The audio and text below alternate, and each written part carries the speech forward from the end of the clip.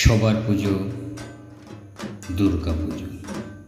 রচনা তিলক ভট্টাচার্য। ছেঁড়া গেঞ্জিটাকে সেলাই করে তার উপরে ঢলঢলে ফতুয়া পরে সবাইকে নিয়ে ঠাকুর দেখতে যাওয়া লোকটাকে বাবা বলে। এক কৌটো গোবিন্দভোগ চাল আর সামান্য ঘি বাঁচিয়ে রেখে পুজোর মধ্যে একদিন পোলাও রান্না করা মহিলাকে মা বলে।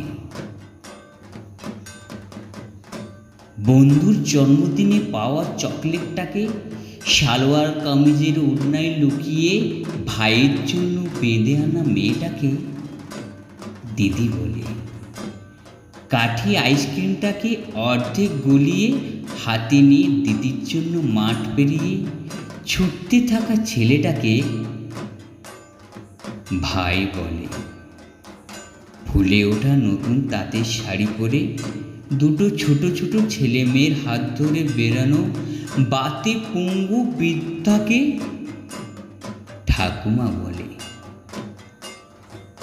ডিজাইনার পাঞ্জাবি পরে অঞ্জলি দিতে দিতে পাশের বাড়ির নতুন শাড়ি পরা মেয়েটিকে কলেজে পড়ুয়া ছেলেটির আর চোখে দেখাটাকে ভালো লাগা বলে।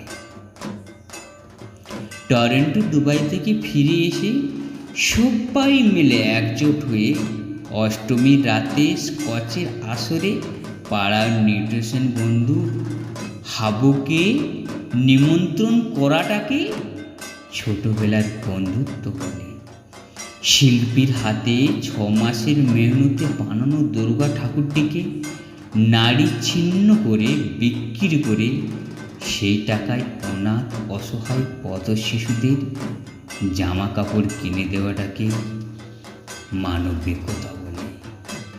সপ্তমীর সকালে বউ ছেলেকে নিয়ে টানা গাড়িতে করে গ্রামের বাড়িতে হাজির হয়ে কাকা জেঠাদের পা ছুঁয়ে প্রণাম করে তাদের আশীর্বাদ নেওয়া মানুষগুলোকে পরিবার বলে।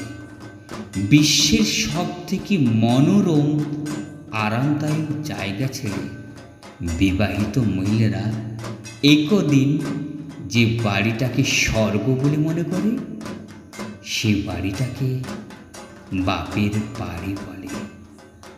আর এই চিত্র গল্পগুলোকে একসাথে সাজিয়ে নিয়ে যেটা তৈরি হয়, বাঙালিরা এক কথায় তাকে দুর্গা পূজা বলে।